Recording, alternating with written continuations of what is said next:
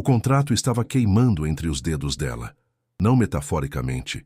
O papel ardia de verdade, chamuscando as pontas dos dedos de Aurora enquanto ela tentava segurar os pedaços que sobravam, como se pudesse desfazer o que já tinha feito. A tinta vermelha escorria pelas margens da folha como sangue de uma ferida que não para de sangrar.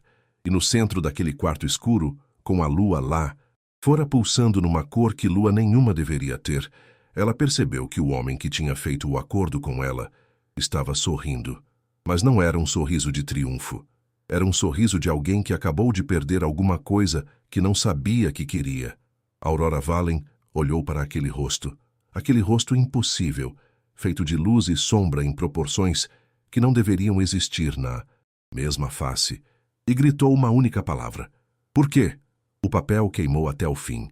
As cinzas caíram entre eles como neve suja, e o silêncio que se seguiu foi o tipo de silêncio que só acontece quando o universo inteiro prende a respiração, esperando a resposta.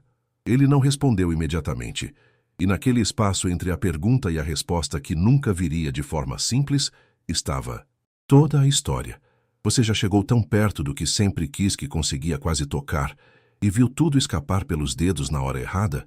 Se você conhece esse peso, fica aqui, curte esse vídeo e me segue, porque essa história vai te fazer entender que às vezes o que a gente perde era exatamente o que precisava perder, e que nem o diabo é quem a gente pensa que ele é. Itabuna, Bahia, 1932. O sertão ainda estava secando as últimas lágrimas de uma chuva que tinha prometido muito e entregado pouco, e na varanda da pensão da Dona Perpétua, uma menina de 7 anos cantava para si mesma enquanto varria o alpendre, com uma vassoura grande demais para o tamanho dela. Cantava bem.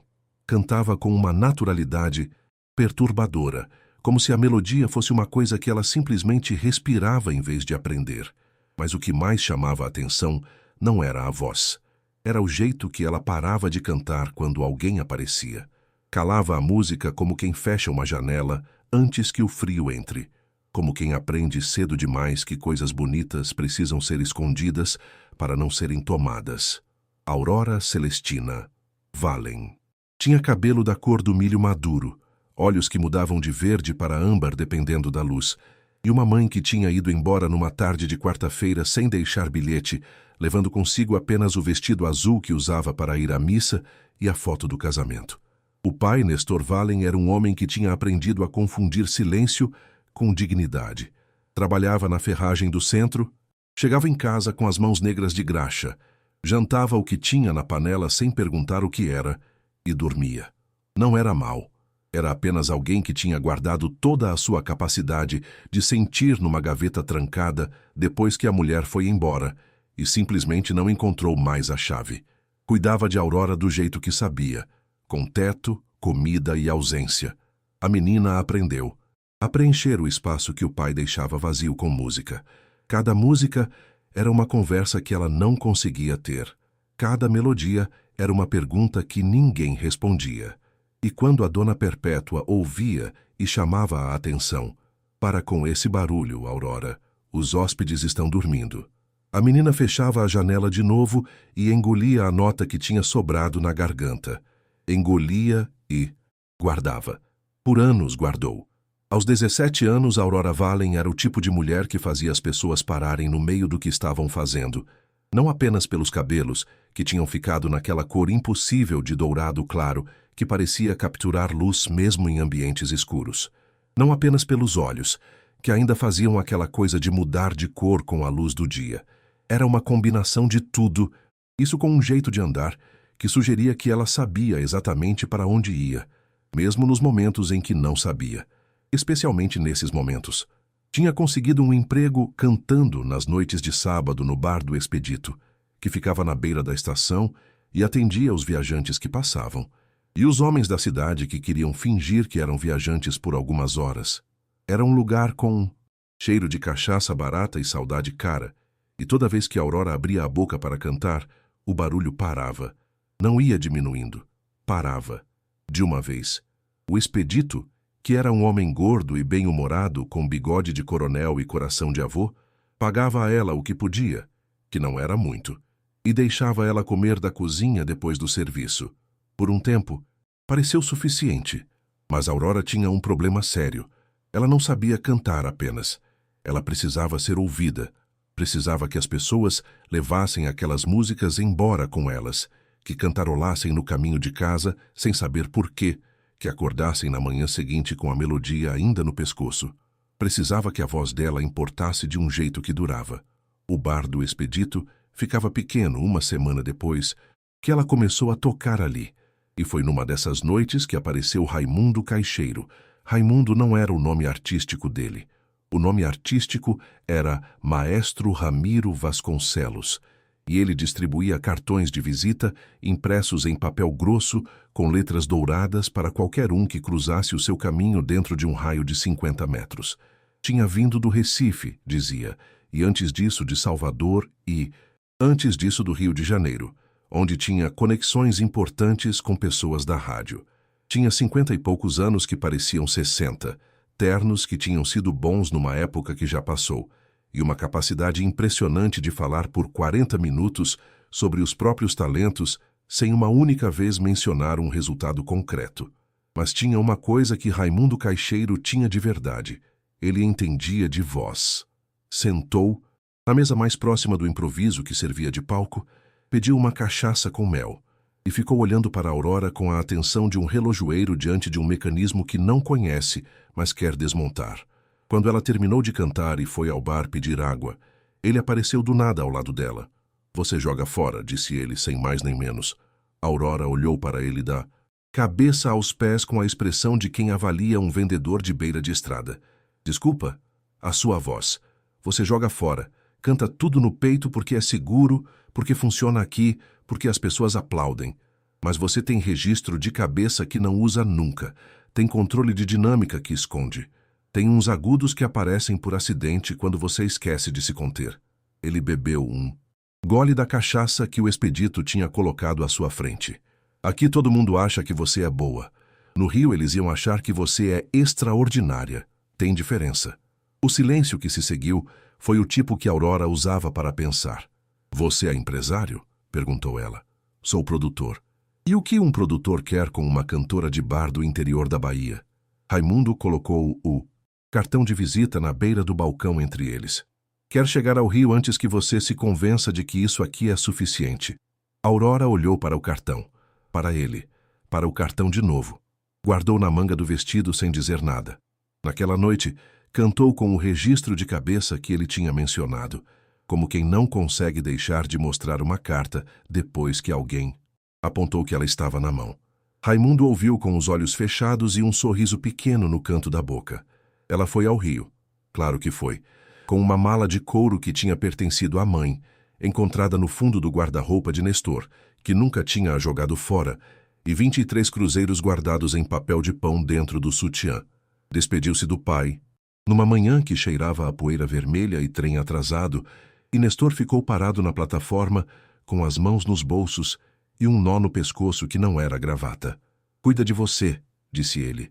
Era muito. Era tudo o que ele sabia dar. "Cuido", disse Aurora, e embarcou. O Rio de Janeiro de 32 era uma cidade que vivia com pressa de si mesma, como se soubesse que ia explodir em algum momento e quisesse aproveitar antes. Havia música em cada esquina, rádio em cada janela aberta, mulheres com chapéu e homens com paletó nos bonde elétrico, e no centro de tudo isso havia o universo das casas de espetáculo, das rádios, dos teatros de revista, das gravadoras que começavam a florescer com a promessa de que vozes bonitas podiam ser capturadas em disco e mandadas para todo o Brasil.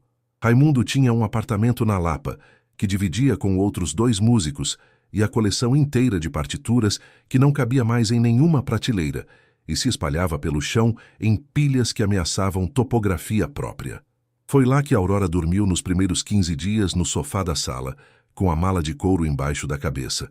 "Amanhã tenho uma reunião na Rádio Nacional", Raimundo anunciou na primeira noite. "Conheço o diretor artístico. Consigo uma audição para você essa semana." A audição aconteceu 3 semanas depois, não naquela semana, e não foi bem o que Raimundo havia prometido.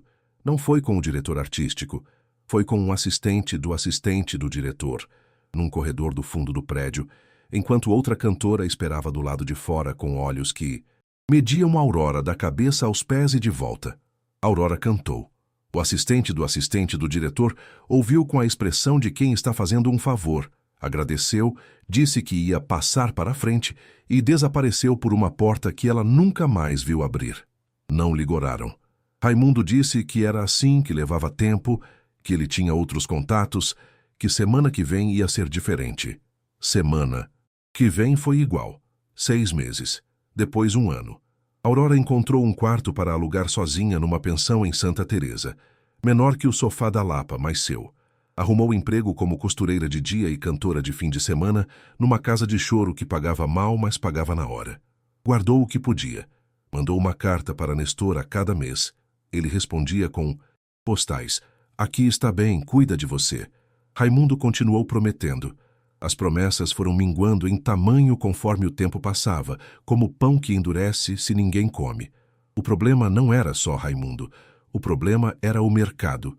O mercado de rádio no Brasil, de 30 e poucos anos, tinha as portas abertas para determinados tipos de voz, determinados tipos de rosto, determinados tipos de história. E a história de Aurora, filha de ferreiro do sertão baiano, não se encaixava nos moldes que os produtores tinham na cabeça quando pensavam em estrela. Havia uma cantora chamada Violeta Damaso, que tinha estreado naquele ano na Rádio Nacional e cujo rosto estava nos cartazes da cidade toda. Tinha 16 anos, voz de cristal, pai com conexões no governo e um apelido, a Cotovia da Guanabara, que o rádio repetia até virar reflexo. Aurora ouvia Violeta Damaso no rádio da pensão e sentia uma coisa complicada no peito. Não exatamente inveja, algo mais parecido com reconhecimento dolorido. A certeza de que aquela voz, bonita como era, não era melhor que a sua. E que isso não mudava nada. Porque talento, descobriu Aurora Wallen naqueles anos, não era moeda de câmbio suficiente. Talento era o ingresso na fila. O que decidia quem chegava na frente era outra coisa, feita de acaso e contato e circunstância, e às vezes simplesmente de estar no lugar certo quando alguém precisava de um rosto para preencher um cartaz. Ela continuou na fila, e a fila não se movia. Aos 23 anos, Aurora Wallen tinha acumulado 13 audições recusadas, 4 promessas quebradas por produtores que ela nunca mais viu, 2 convites para trabalhos que deixou escapar por se recusar a negociar com o próprio corpo, e uma qualidade que ela mesma não sabia nomear, uma teimosia que não se curvava, que não dobrava, mas que estava começando, silenciosamente, a rachar por dentro. Foi numa terça de inverno chuvoso, voltando da pensão de costura com os dedos doendo de agulha e o dinheiro, do aluguel faltando 2 semanas seguidas, que ela parou em frente a uma vitrine e olhou para o próprio reflexo. O reflexo olhou de volta. Estava ali, naquele vidro, os cabelos ainda daquele dourado impossível, os olhos ainda fazendo aquela coisa de mudar de cor, os traços ainda com aquela simetria perturbadora que fazia pessoas pararem na rua. Estava tudo ali, o que ela tinha sempre tido. E não era suficiente. Não bastava ser bonita, não bastava ter voz, não bastava trabalhar, não bastava esperar, não bastava. Estava ficando pobre de um jeito que ia além do dinheiro. Estava ficando pobre de esperança, que é o tipo de pobreza que não aparece na cara, mas come por dentro. Levantou os olhos do reflexo para o céu, que estava atrás do vidro.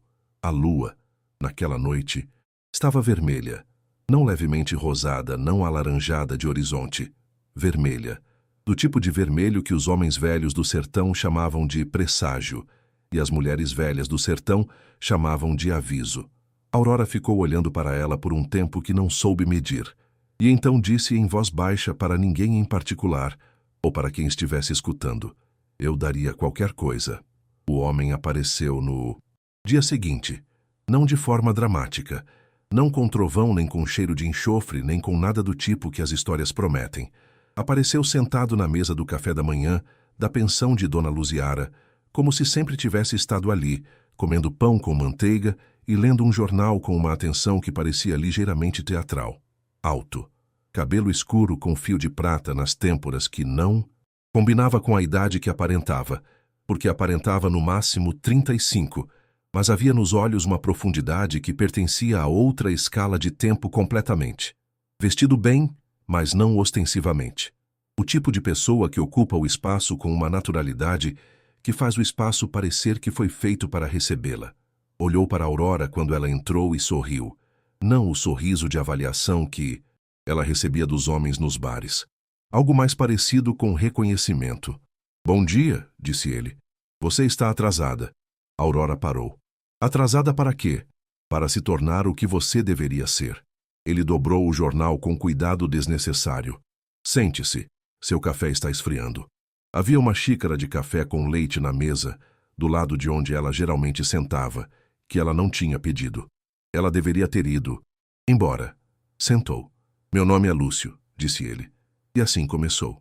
Lúcio, que não deu sobrenome, que pagava sempre em dinheiro vivo, que aparecia e desaparecia com uma fluidez que Aurora eventualmente parou de achar estranha.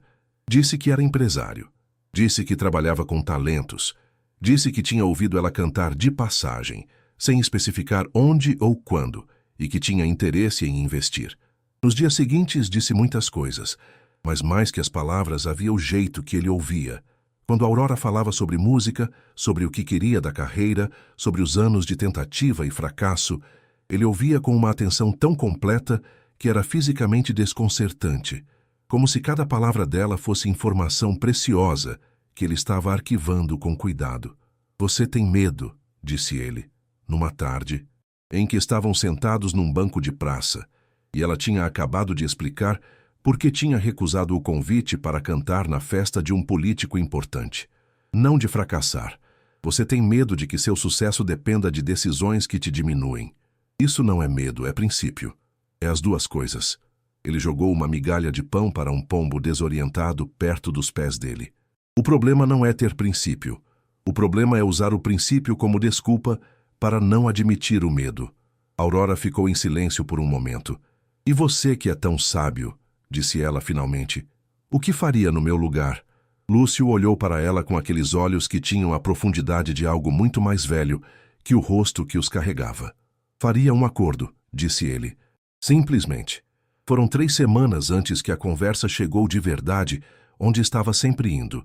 3 semanas de cafés, de conversas, de Lúcio aparecendo com convites para espetáculos e Aurora aceitando e descobrindo que ao lado dele ela via a arte de um jeito diferente, mais intenso, mais direto, como se uma película tivesse sido removida dos olhos. 3 semanas de uma intimidade que não era romance, mas era mais próxima do que Aurora jamais tinha deixado qualquer pessoa chegar. Ele não tentou tocá-la, não fez insinuações. Isso desorientou mais do que qualquer aproximação teria feito. Numa quinta-feira de lua vermelha, a segunda em pouco mais de um mês, o que Aurora sabia que não era natural, ele apareceu na porta do quarto dela depois da meia-noite e bateu 3 vezes com o nó dos dedos. Ela abriu. "Estou aqui para fazer a proposta", disse ele. A expressão no rosto de Aurora não era surpresa, era reconhecimento. "Entre", disse ela. Lúcio não tinha trazido papéis. O contrato se formou no ar entre eles, escrito em algo que era ao mesmo tempo mais permanente que tinta e mais impalpável que fumaça. Aurora viu as palavras sem precisar ler, as cláusulas que ela mesma tinha sonhado em algum recanto que não sabia que existia dentro dela. Beleza que não envelhecia, riqueza que não acabava, sucesso que a tornaria inesquecível. Em troca, a alma, cobrada no fim, sem data determinada, mas com a certeza do inevitável. "Você tem certeza do que está fazendo?", perguntou ele. E ali havia alguma coisa estranha. Um produtor de alma não perguntava isso. Um vendedor de promessas não inseria dúvida no discurso de fechamento. "Tenho", disse Aurora, e a voz não tremeu porque o desespero tinha secado o espaço onde o medo morava. O contrato fechou. A lua lá fora pulsou uma vez, vermelho sangue. E Lúcio olhou para ela com uma expressão que ela só identificaria muito mais tarde como o início de algo que ele mesmo não havia planejado. Aurora acordou, no dia seguinte com o sol já alto, e a sensação de que algo tinha mudado na geometria do ar ao redor dela.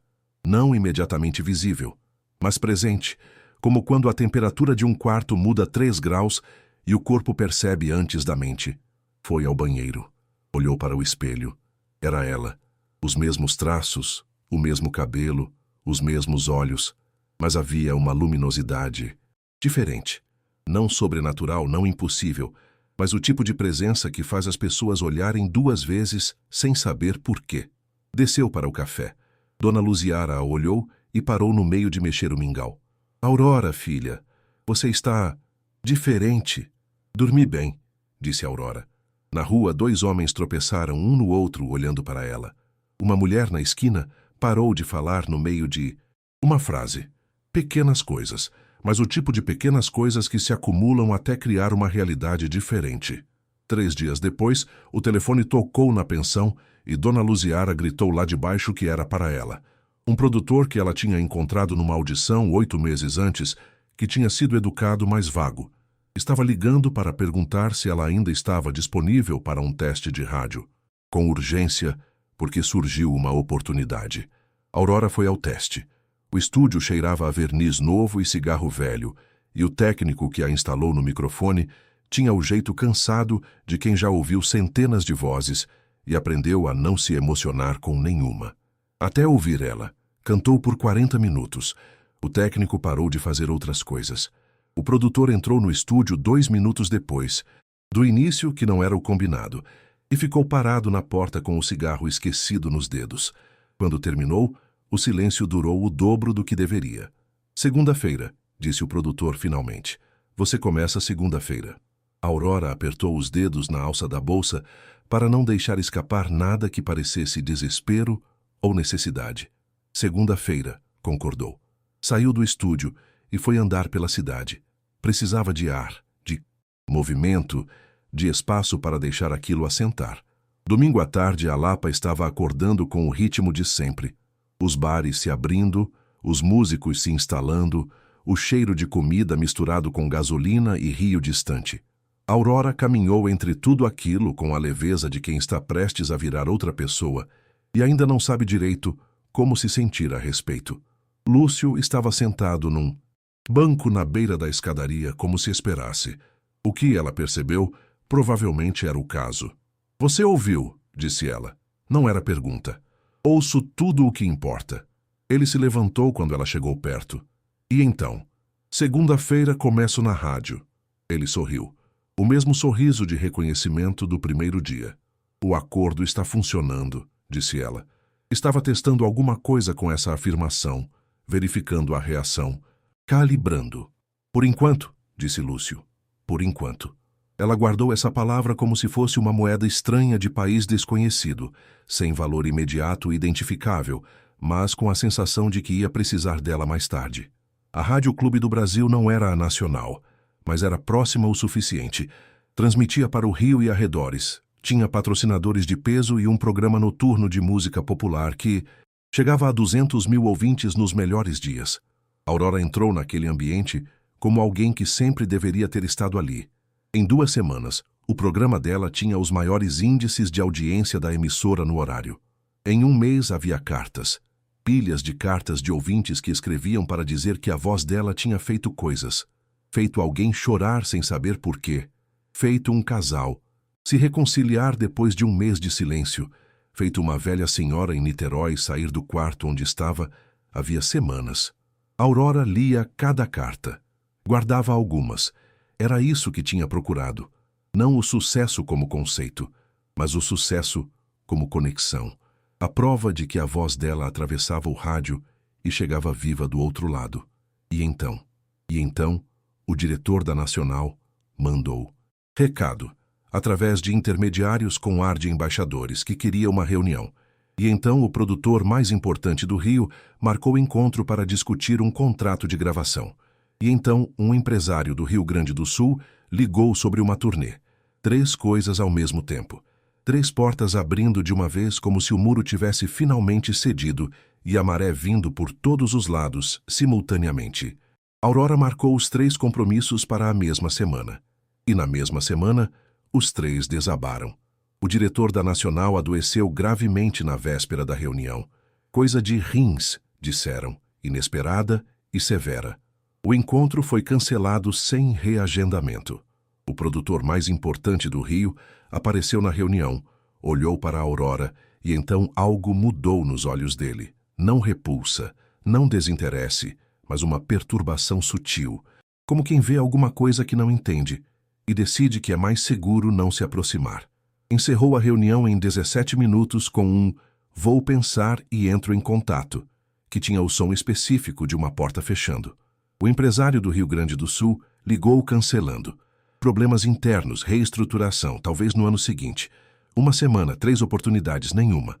Aurora ficou sentada no quarto de Santa Teresa com as cartas de ouvintes na mão e não conseguiu entender o que tinha acontecido. A rádio continuava, a voz continuava, as cartas continuavam chegando, mas os grandes passos, a nacional, o disco, a turnê nacional, continuavam exatamente onde sempre tinham estado, do outro lado de um vidro que ela conseguia ver, mas não atravessar. Ela esperou um mês. Surgiram novas oportunidades. Desabaram da mesma forma. Sempre havia uma razão plausível. Sempre havia uma explicação lógica. Mas a frequência era impossível. A sequência era impossível. A Aurora começou a prestar atenção no padrão. E o padrão era consistente demais para ser acidente. Encontrou Lúcio numa tarde de sábado, num café do centro que ele frequentava, e sentou em frente a ele sem esperar convite. Ele levantou os olhos do livro que estava lendo e esperou. "Explica para mim", disse ela. "O que exatamente?" "O acordo. O que você prometeu. E por que nada está chegando de verdade?"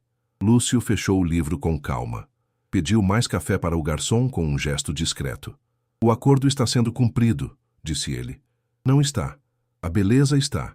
A atenção das pessoas está. O dinheiro suficiente para sobreviver está. Mas o sucesso real, a carreira que deveria acontecer, está sendo bloqueada." Pausa. "Por quem?" perguntou ela com uma qualidade na voz que era quase insuportável de ouvir.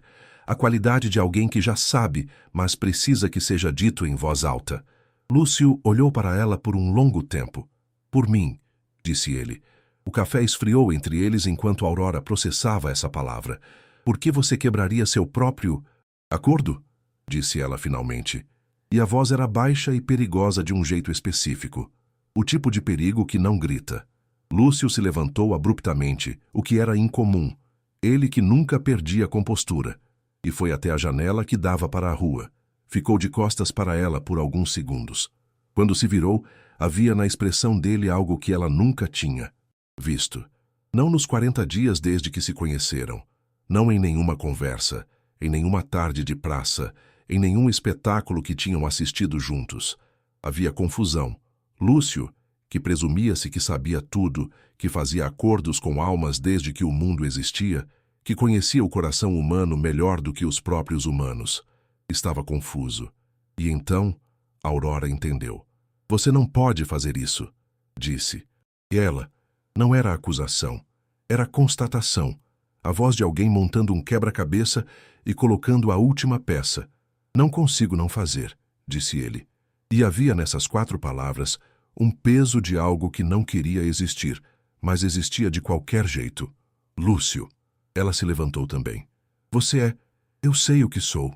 Então você sabe que isso não é possível, isso não funciona assim." "Eu sei muito bem como funciona." A voz tinha uma aresta que não era agressividade, mas era próxima. A aresta de alguém que está resistindo a alguma coisa que não deveria resistir, porque resistir é em si uma confirmação. "Eu conheço cada regra, escrevi metade delas. E mesmo assim, o silêncio que se seguiu foi diferente de todos os silêncios anteriores entre eles. Mais denso. Como se tivesse substância física. "O acordo", disse Aurora. "O que acontece com o acordo? Ainda está válido. Mas você está sabotando. Estou me certificando de que você não chegue tão alto a ponto de eu ter que cobrar o preço." A admissão saiu como algo que foi mantido preso por tempo demais. Cada vez que você se aproxima de um sucesso real, do tipo que te tornaria inesquecível, que é o que você pediu, que é o que o acordo prometeu, eu interfiro, porque quanto mais inesquecível você se tornar, mais próxima fica a cobrança. A Aurora ficou absolutamente imóvel. "E você não quer cobrar?" Ele não respondeu. Mas não precisava. Por quê? Perguntou ela. Era a mesma pergunta do quarto no início, a pergunta que tinha aberto tudo, mas agora era feita de um lugar diferente. Não de raiva, mas de uma curiosidade que era quase ternura. Você faz isso há quanto tempo? Fez com quantas pessoas? Com nenhuma, disse curto. Nunca, em nenhuma vez. O peso daquilo caiu sobre Aurora como algo físico. Ela se sentou de volta na cadeira. Olhou para as mãos, para o café frio, para a luz da tarde na janela. Então o que você quer de mim? Disse ela finalmente.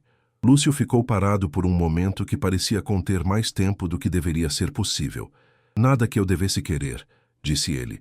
Essa foi a segunda noite de lua vermelha. Não a mesma lua.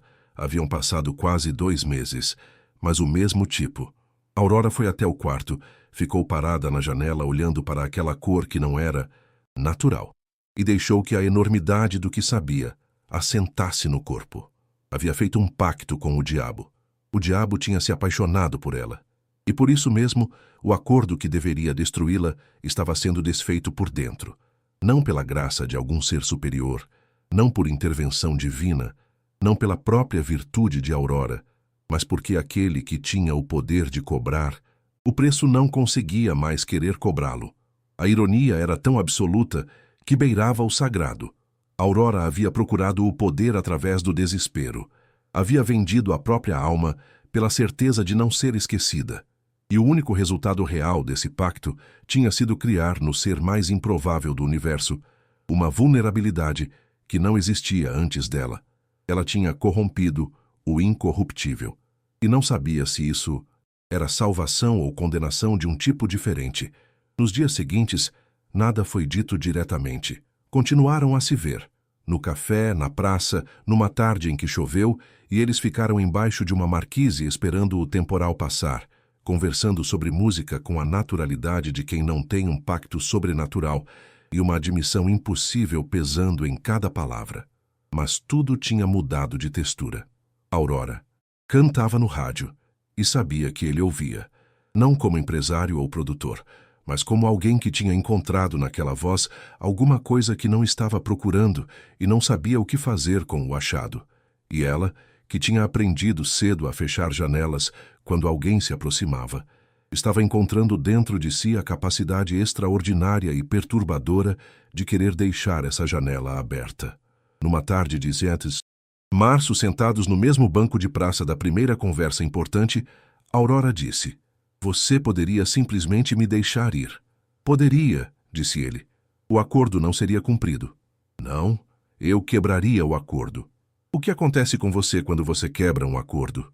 Lúcio olhou para o horizonte com a expressão de alguém que está calculando uma equação que não tem solução limpa.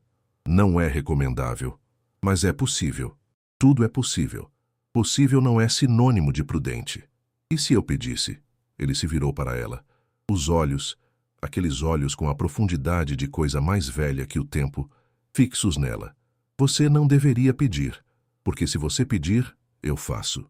E então você vai ficar com a vida que teria tido sem nenhum acordo, com o talento e o trabalho e o acaso e os anos difíceis e os anos bons. Tudo incerto, tudo humano, tudo real."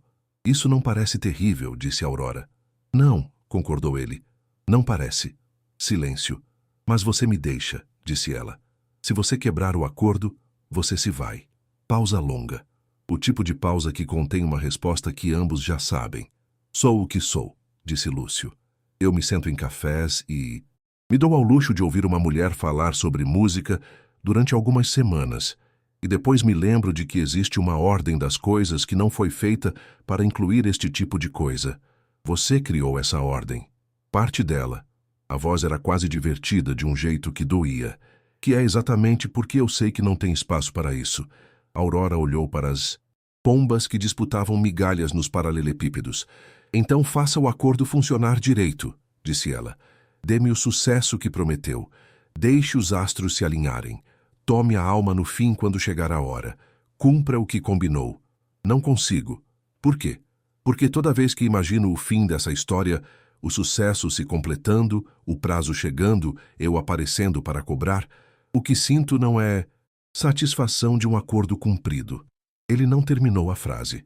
Não precisou. Aurora sentiu o peso daquilo no peito.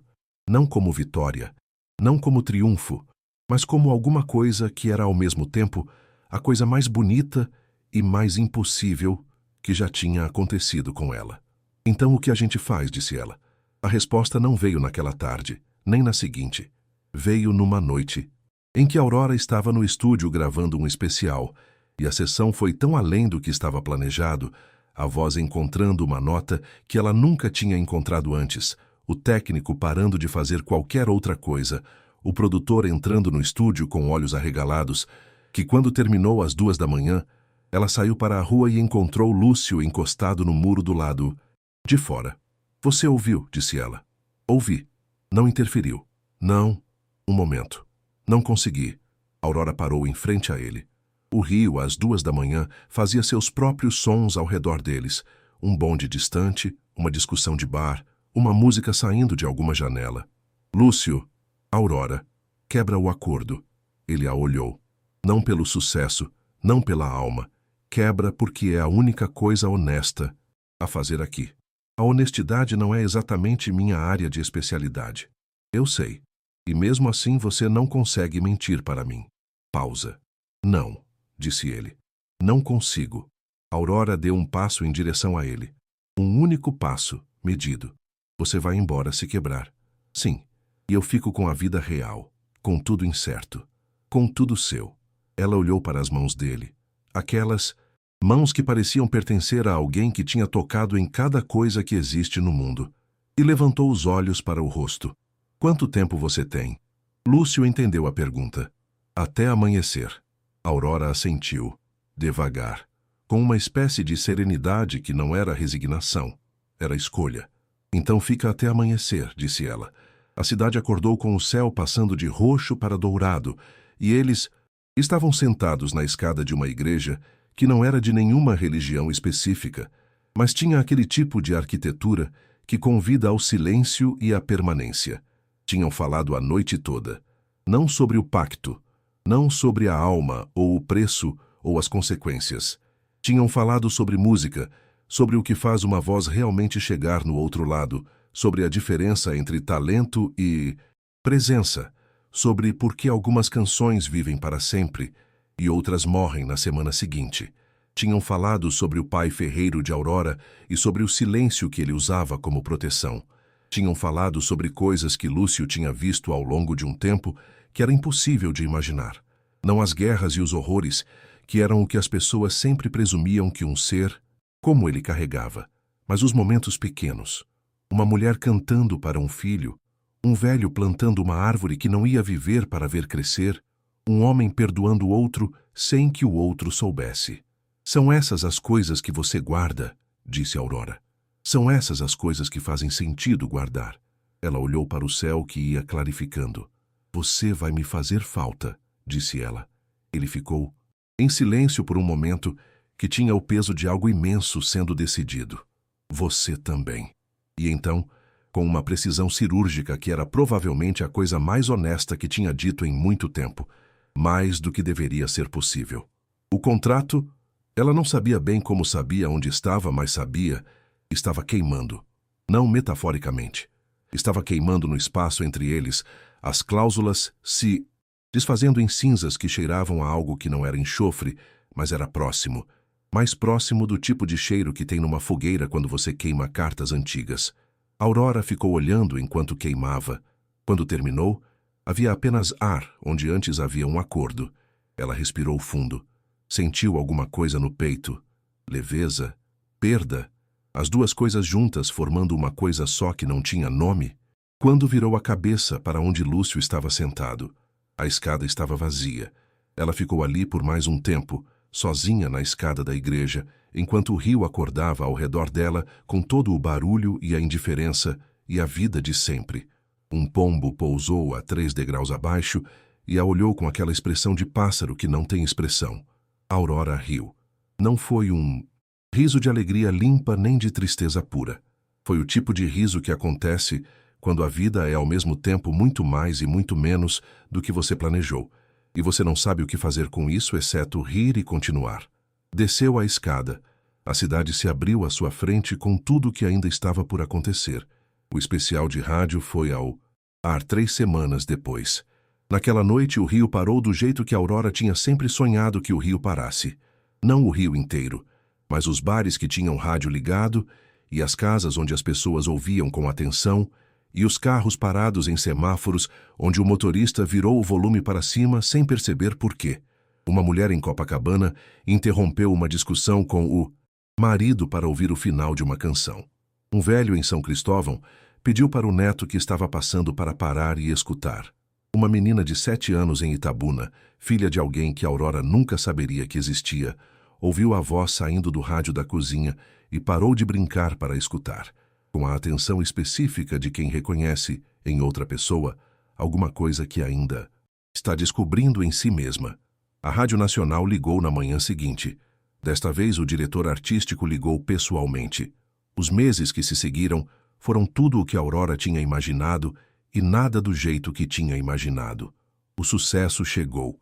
Veio devagar como uma maré, não de repente como uma onda, o que era ao mesmo tempo menos dramático e mais sustentável. A Nacional. O primeiro disco. Uma turnê pelo Nordeste que começou modesta e acabou com casas cheias em cada cidade. Cada coisa que veio foi conquistada sem atalho sobrenatural, apenas com a voz, com o trabalho, com a teimosia que nunca tinha se curvado e com aquela presença estranha que ela continuava a ter e que nunca conseguiu explicar de forma simples. Pessoas continuavam parando quando ela entrava num ambiente. A diferença era que agora ela deixava. Tinha aprendido que visibilidade não era perigosa. Tinha aprendido, da forma mais improvável possível, que ser vista podia ser um presente e não uma ameaça. Nestor apareceu na segunda data da turnê em Salvador, sentado na terceira fila com o terno que usava para a missa, e as mãos grandes e negras de graxa postas no colo. Aurora o viu da entrada do palco antes de entrar, e fez uma pausa que o técnico de som do lado dela interpretou como nervosismo, mas era outra coisa completamente. Cantou naquela noite para muitas pessoas, mas principalmente para aquele homem na terceira fila, que no fim do show aplaudiu com as mãos que nunca tinham aprendido a abraçar, mas que naquela noite batiam palmas com uma força que era tudo o que não tinha conseguido dizer em 20 e tantos anos.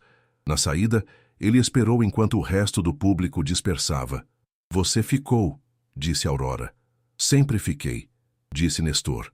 E depois, com a voz de quem está abrindo a gaveta pela primeira vez em muito tempo, "Sua mãe também ficou, do jeito que ela conseguia, no rádio toda semana quando eu achava que você não via." Aurora ficou olhando para o pai, que era um homem mais velho do que ela lembrava e mais presente do que havia esperado. "Vai jantar comigo?", disse ela. E ele disse que sim. Havia uma coisa que Aurora fazia toda segunda-feira de manhã, independente de onde estivesse.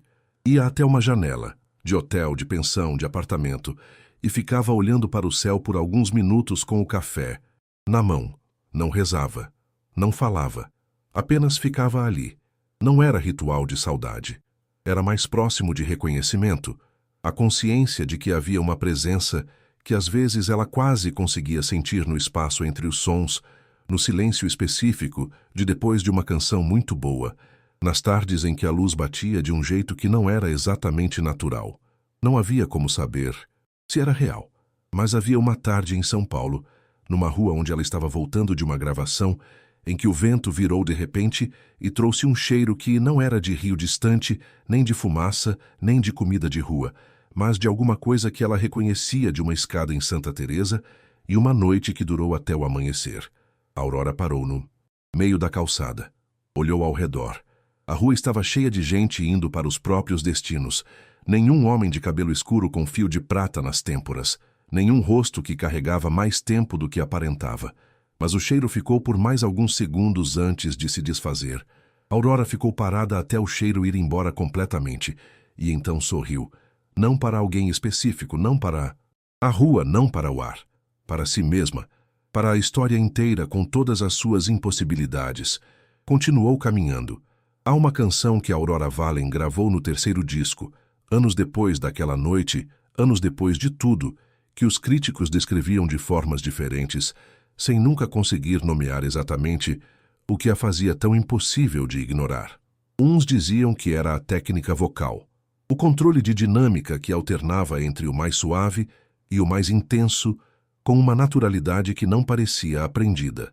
Outros diziam que era a letra, palavras que tocavam em alguma coisa que as pessoas reconheciam sem saber de onde. Mas havia uma jornalista de Salvador, mulher de letras com reputação de difícil de impressionar, que escreveu num artigo que a canção tinha o peso de alguém que já esteve em lugares que não constam no mapa, e que nessa frase havia mais verdade do que ela sabia. A canção se chamava O Que Não Se Cobra, e a letra, que Aurora disse que tinha vindo de uma vez, completa, numa manhã em São Paulo, depois de um vento que cheirava a alguma coisa que não soube nomear, falava sobre um acordo que foi feito e desfeito, sobre o preço que não chegou a ser cobrado, sobre a diferença entre o que se vende e o que permanece. Não era óbvia, não explicava nada. Era o tipo de letra que cada pessoa ouvia e entendia de forma diferente, encontrando nela o próprio acerto secreto, a própria coisa que estava prestes a perder e não perdeu, que é exatamente como as melhores histórias funcionam, não revelando, reconhecendo. Havia uma última coisa. Uma noite, muitos anos depois, Aurora estava em Itabuna, voltando para uma apresentação especial na cidade onde tinha crescido, a primeira vez de volta desde que tinha partido com a mala de couro. Andou pelas ruas que o tempo tinha mudado, mas não completamente, reconhecendo esquinas, identificando cheiros, vendo as versões envelhecidas de prédios que a memória guardava mais jovens. Parou em frente à pensão da Dona Perpétua, que não era mais pensão e tinha virado uma padaria, mas tinha a mesma varanda onde uma menina de 7 anos com vassoura grande demais tinha cantado para si mesma enquanto varria. Ficou parada olhando para aquela varanda por um tempo, e então, porque estava sozinha na rua e a noite estava quieta, e às vezes, já as coisas importantes precisam ser ditas em voz alta mesmo que ninguém ouça, disse obrigada. Não era para Deus, não era para o acaso, não era para o sucesso, ou para os anos difíceis, ou para o pai de mãos negras de graxa, ou para a mãe que foi embora. Era para uma força que havia sabotado o próprio poder para não precisar cobrar um preço que não queria mais cobrar. Era para alguém que tinha aprendido alguma coisa, em 40 e poucos dias de cafés e tardes de praça, e uma noite até o amanhecer, que não estava nos acordos que tinha escrito. Que amor, mesmo no ser mais improvável do universo, é a única força que não obedece às próprias regras, e que alma não se vende. Se descobre, às vezes em caminhos que não fazem sentido, até que você para e olha para trás e vê que o mapa estava certo o tempo todo, só estava de cabeça para baixo. O vento passou pela varanda da antiga pensão e fez um som que não era exatamente nada, mas que Aurora, que havia décadas atendia ao que a música fazia com o silêncio, reconheceu como o tipo de som que as coisas fazem quando encontram o lugar onde deveriam estar. Sorriu. Continuou andando. A história de Aurora Valen continuou, como as histórias reais continuam. Não com fim declarado, não com resolução perfeita, mas com o próximo dia chegando, e a voz ainda intacta, e o mundo ainda aberto para tudo que ainda estava por vir, e em algum lugar que não é exatamente um lugar, em algum tempo que não é exatamente um tempo, algo que havia aprendido que alma não se cobra quando você já não quer mais recebê-la de volta. Ouviu uma canção saindo de um rádio distante, numa frequência que não existe nos mapas, e ficou parado para escutar até o fim, como sempre faz toda segunda-feira. Oda